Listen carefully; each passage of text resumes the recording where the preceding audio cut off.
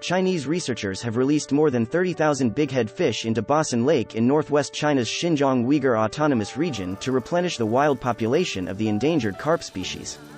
Bighead fish, also known as Aspirhynchus laticeps in Latin, are endemic to the Tarim River in Xinjiang. Up to now, a total of 500,000 bighead fish has been released into Basin Lake, 200,000 of which were implanted with tracking and marking tags. 在后续的资源调查中，去年我们回捕到超过200尾标记的扁尾鱼，可以说在波士顿湖已经形成了一定的种群规模。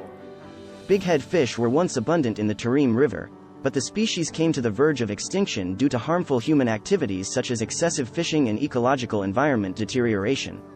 It is under first-class state protection.